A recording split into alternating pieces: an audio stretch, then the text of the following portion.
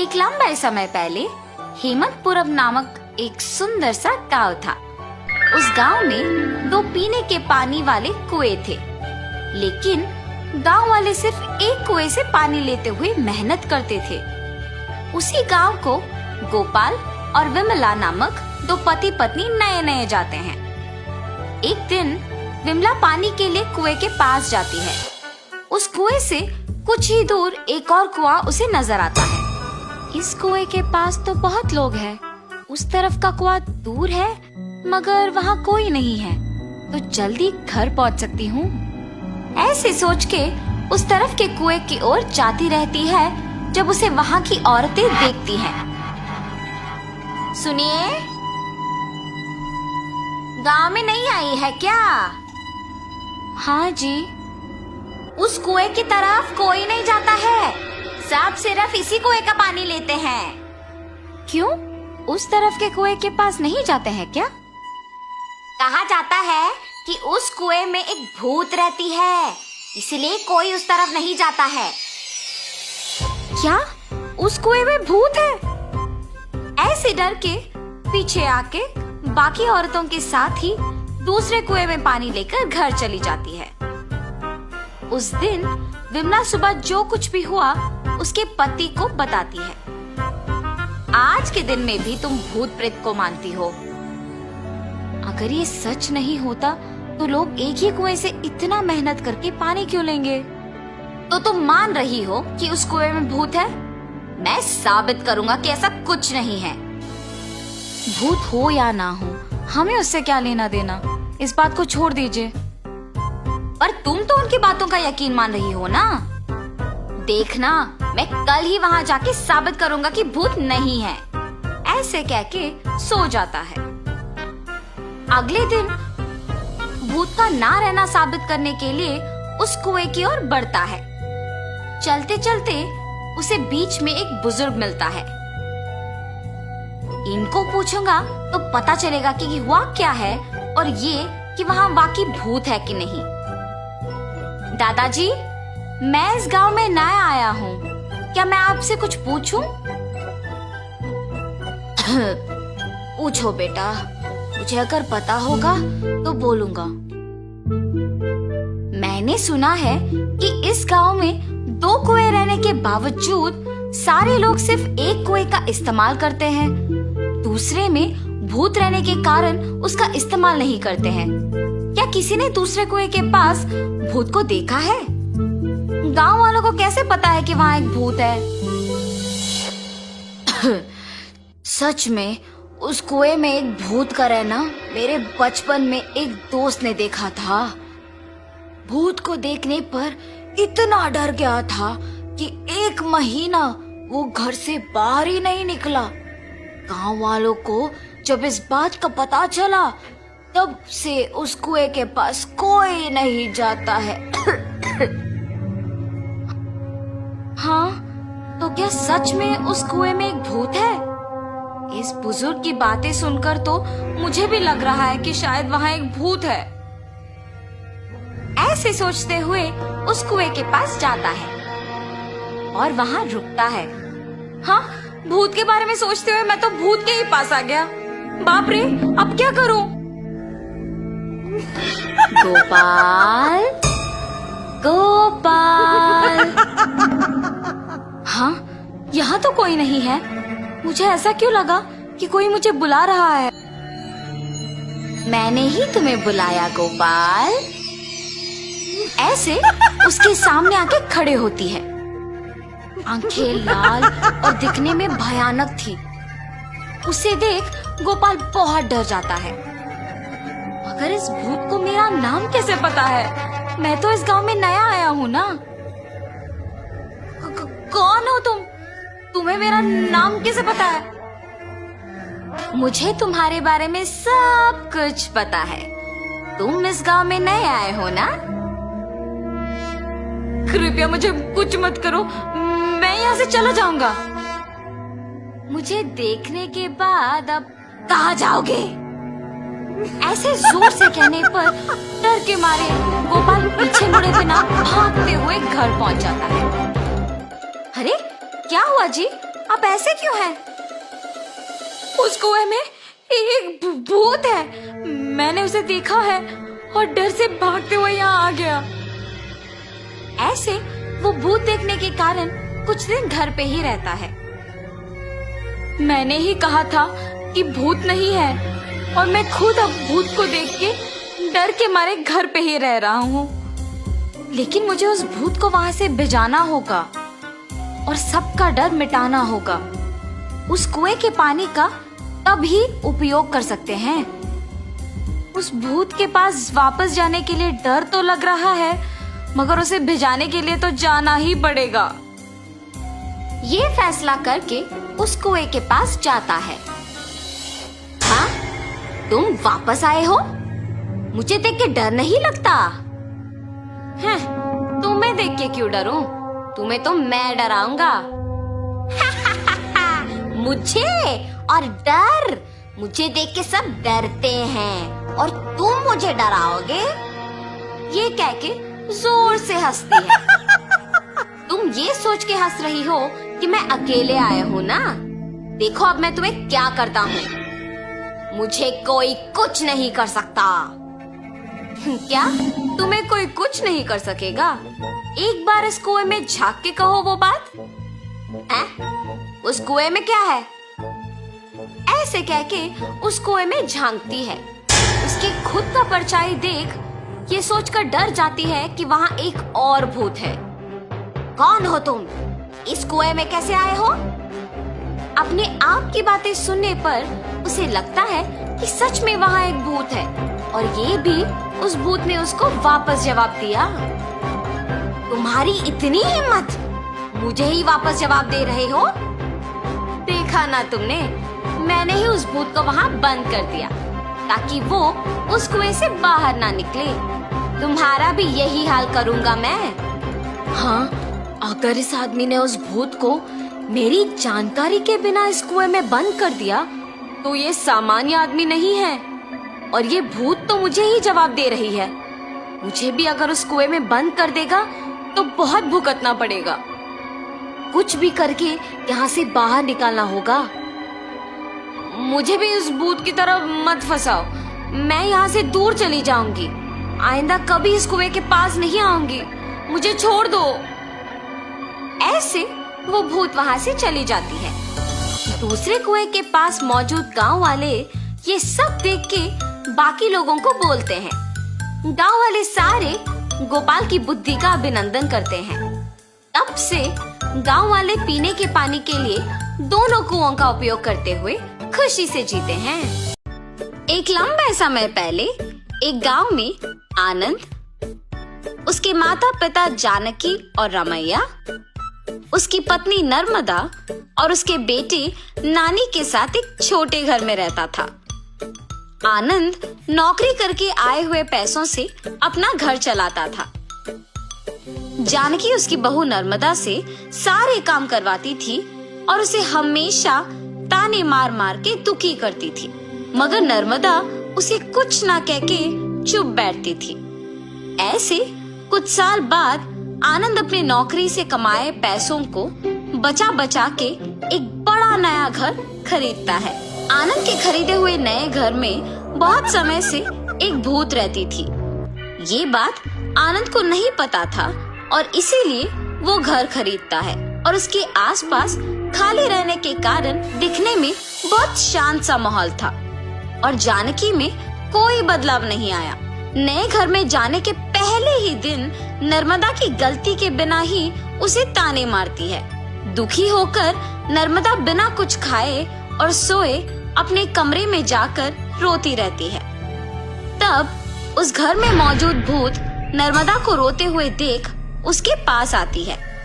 बगल में परछाई को देख नर्मदा तुरंत खड़े हो जाती है। तब वो भूत नर्मदा के सामने आके खड़े हो जाती है। उसके चेहरे पे घाव, खुले बाल देख के नर्मदा डर जाती है। बाप रे, भूत भूत! डरो मत, मैं तुम्हें कुछ नहीं करूंगी। तुम हमारे घर में क्यों आई हो? तुम लोग ही मेरे घर आए। ये तुम्हारा घर है? हाँ, ये मेरा घर है इसी में मैं मर गई। मेरे मरने के बाद ही तुम लोग यहाँ आए। ऐसे कह के अचानक नर्मदा में घुस जाती है। हा हा हा, ऐसे हंसते हुए सो जाती है। सुबह उठ के जब जानकी देखती है कि सारा काम वैसे का वैसे ही रह गया, तब नर्मदा नर्मदा बहुत बार बुलाने के बावजूद जब वो नहीं आती है तो जानकी ही उसके पास जाती है। हाँ, तुम अब तक उठी नहीं? नर्मदा नर्मदा उठो। जानकी पास आके बुलाने पर नर्मदा जाग उठती है। उसकी आंखें बहुत लाल और डरावना दिखने के बावजूद जानकी उस पर ज्यादा ध्यान नहीं देती है। उठ गई? जाओ जाके सारा काम करके चाय बना के लाओ। मेरे ही सामने जोर से बात करके मुझे काम करने के लिए कह रही हो? ये कह के उसका हाथ जोर से पकड़ लेती है। नहीं, तुम कुछ मत करो। आज से सारा काम मैं ही करूंगी, मुझे छोड़ दो। जाओ जाके सारा काम करो। ठीक है ठीक है। ऐसे कह के जल्दी से सारे काम खत्म करती है। ये क्या सच में मेरी बहू है? इसके मुंह से कभी एक लफ्ज भी नहीं निकला और आज ये मुझसे सारा काम करवा रही है। तुरंत ये सब मुझे अपने बेटे को बताना होगा। और ऐसे अपने बेटे को सब सच बताती है। तब वो कहता है, जितना भी गुस्सा क्यों ना हो, ऐसे तो नहीं कहते हैं माँ। आप अगर उससे अच्छे से पेश आएंगे तो वो भी अच्छा ही रहेगी। उसके बारे में क्या मुझे नहीं पता? उसके बेटे का ऐसे बात करने पर जानकी कुछ नहीं कहती है और अपनी बहू से डरने के कारण वो सारे काम खुद ही करती है। नर्मदा, नए घर खरीदने की खुशी में मैं अपने कुछ दोस्तों को घर बुला रहा हूँ। सारे चीजों का तुम्हें ही ध्यान रखना होगा। ऐसे बोल के चला जाता है। नर्मदा कुछ बात किए बिना खड़े रहती है। उसके बगल में खड़े जानकी के पास जाके वो कहती है, तुम्हारे बेटे की बातें सुनी है ना तुमने? सारी तैयारी तुम्हें ही करना होगा। ऐसे जोर से कहती है। अगले दिन आनंद दोपहर को अपने दोस्तों को घर ले आता है। नर्मदा, तुमने सारी तैयारी कर ली ना? हाँ जी। और ऐसे सबको खाना परोसती है और सभी हंसते हुए बातें करते रहते हैं। सभी व्यंजन स्वादिष्ट है भाभी जी। हाँ, मेरी पत्नी के हाथों में जादू है। आनंद, तुम्हारा घर भी बहुत खूबसूरत है यार। चारों ओर खाली और शांत है। इस घर को देखते ही पसंद आ गया मुझे, इसीलिए इसे बचाए हुए सारे पैसों से खरीदा हूँ। अब इस घर का मालिक मैं हूँ। ऐसे आनंद कहता है। ये सुनते ही नर्मदा तुरंत भूत बनके अजीब आवाजें बनाती है। उसका सिर नीचे झुका रहता है और अजीब आवाजें आने के कारण सभी उसी को देखते हैं। नर्मदा, क्या हुआ तुम्हें? नर्मदा अचानक अपना सिर ऊपर करती है और क्या इस घर का मालिक तुम हो? मैं हूँ इस घर की मालकिन। ऐसे उसे घूरने पर आनंद अचानक हवा में ऊपर उड़ने लगता है। नहीं, ये तुम्हारा ही घर है, मुझे छोड़ दो। ऐसे कहने पर आनंद को नीचे छोड़ देती है। ये सब देख के घर के सारे मेहमान भूत भूत कह के वहाँ से भाग जाते हैं। नर्मदा जैसे उसे कुछ पता नहीं है अपने कमरे में जाके सो जाती है। आनंद, कम से कम अब मेरी बातों का यकीन करोगे तुम? तुम्हारी पत्नी में भूत घुसी है, भूत। देखो आज उसने क्या कर दिया। हाँ माँ, अब हम क्या करें? एक मांत्रिक को बुलवाना ही पड़ेगा। हाँ ठीक है माँ, कल उसी के पास जाएंगे। और ऐसे जब सब बैठे हुए थे, नर्मदा आती है और सभी डर जाते हैं। तब उन्हें देख कहती है, क्यों सब मुझे देख के डर रहे हैं? क्या हुआ तुम सबको? कुछ नहीं। अब आप तो कुछ भी कर सकते हो ना? क्या करना है मुझे? मैं जो बोलूँगा तुम नहीं कर पाओगी। मैं नहीं कर पाऊंगी? पहले बोलो। अच्छा, क्या तुम इस बोतल के अंदर घुस के वापस बाहर आ सकती हो? इतना ही, और मैं ये नहीं कर पाऊंगी? देखो। ऐसे बिना कुछ सोचे समझे नर्मदा में घुसी आत्मा अचानक उस बोतल में घुस जाती है और तुरंत जानकी उस बोतल का ढक्कन बंद कर देती है। हाँ, भूत को मैंने इस बोतल के अंदर बंद किया है। अब इसे गांव के अंत में फेंक के आना होगा। और ऐसे उस बोतल को गांव के एकदम अंत में फेंक के आ जाती है। तब से जानकी अपनी गलती सुधार के अपनी बहू को ताने मारना बंद कर देती है। भूत के चले जाने पर सभी उनके नए घर में खुशी से जीते हैं। एक समय पहले एक पुराना घर था। उस घर की चौकीदारी अंजया नामक एक बूढ़ा आदमी करता था। अंजया अपने पोती शिरीषा के साथ रहता था। उन दोनों के अलावा और कोई नहीं था। अंजया बहुत मेहनत करता था। उम्र बढ़ने के कारण वो और कोई काम नहीं कर पाता था।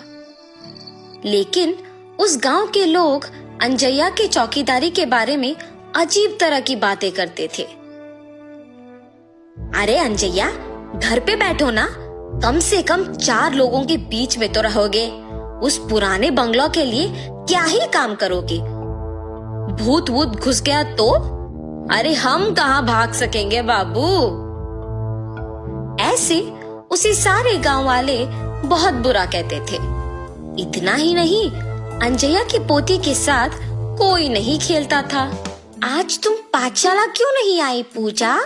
तुम्हारे बगल में बैठने के कारण मेरे माँ बाप मेरा पाठशाला ही बदल दे रहे हैं।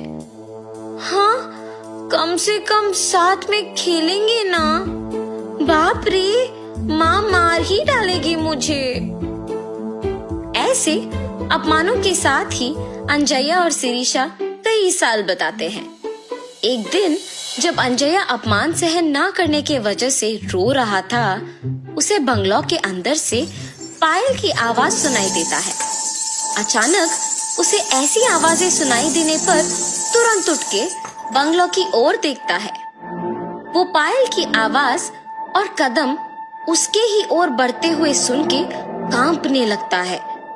कांपते हुए अंजया को एक लड़की का आवाज सुनाई देता है। अंजया, मैं इसी घर का मालकिन गोपी लीला हूँ। इतने साल मेरे घर की देखभाल करने के लिए धन्यवाद। मुझे पता है कि तुम इस घर की चौकीदारी करने के लिए कितने अपमान सह रहे हो। माता, क्या आप सच कह रहे हो? लेकिन मुझे सिर्फ आपका आवाज सुनाई दे रहा है। आप दिख नहीं रहे हो। आप क्या भूत हैं?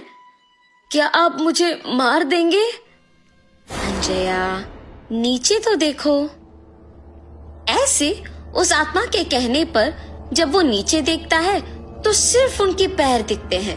वो पैर दिखने में बहुत ही सुंदर थे और पायल से सजे हुए थे, मगर सिर्फ उनके पैर दिखने के कारण अंजया दंग रह जाता है। डरो मत, मैं तुम्हें कुछ नहीं करूंगी। अच्छे लोगों को अच्छा करूंगी और बुरे वालों को सबक सिखाऊंगी। तुम दुखी हो, इसीलिए तुम्हारी मदद करने आई हूँ। उसकी बातें सुनकर डर के मारे अंजया कहता है, माता, पहले से ही गांव में सारे लोग यही सोच रहे हैं कि हम में भूत घुसा है। लगता है कि आप वो बात सच करने वाली है। हमें आपकी सहायता की कोई जरूरत नहीं है। कृपया मुझे छोड़ दीजिए। ये कह के रोता है। जब वो आत्मा कहती है, ठीक है, मैं अपने पायल यहीं पे छोड़ रही हूँ। ये अपने पोती को बांधो, सब अच्छा ही होगा। मेरे घर के लिए तुमने आज तक इतना काम किया है, उसके लिए बस ये एक छोटा सा तोहफा समझो। ये पायल बांध के जो भी मांगोगे वो पूरा हो जाएगा। भूलना मत। अपने पोती के साथ अब से खुश रहोगे। अब से यहाँ आके काम करने की जरूरत नहीं पड़ेगी तुम्हें। ऐसे उन पायल को वहां छोड़ के गायब हो जाती है।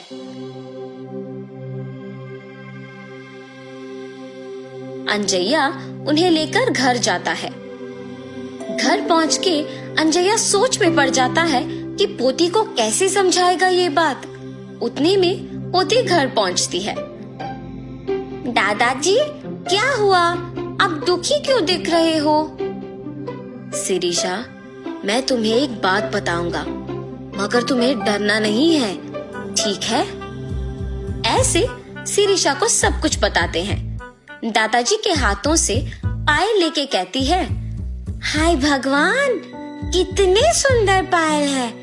गोपी लीला जी बहुत अच्छे हैं। उन्हें भूत के नाम से मत पुकारो दादाजी। उन्होंने अगर इतना अच्छा तोहफा मुझे दिया तो ही सोचिए। ऐसे खुशी के साथ कहती है और अपने दादाजी से वो पायल बंधवाती है।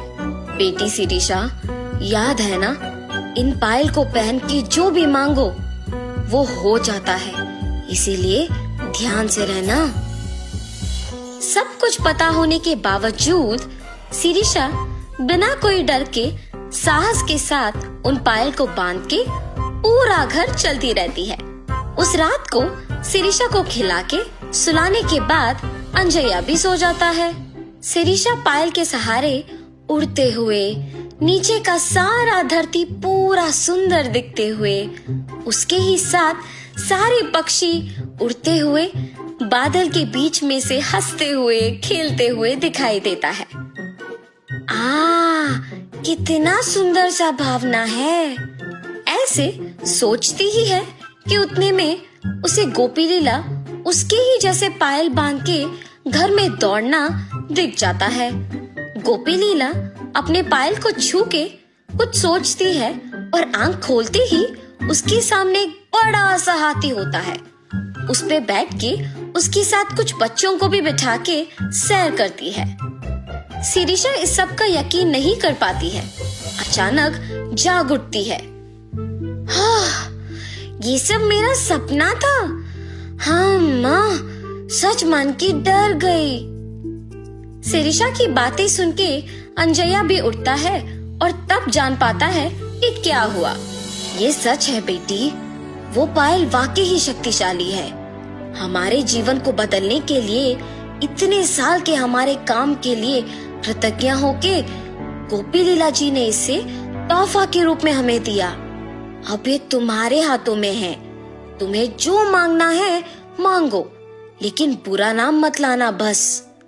अब सो जाओ बेटी, बहुत देर हो रहा है। अपने दादू के बताए बातों को ध्यान में रख के सो जाती है।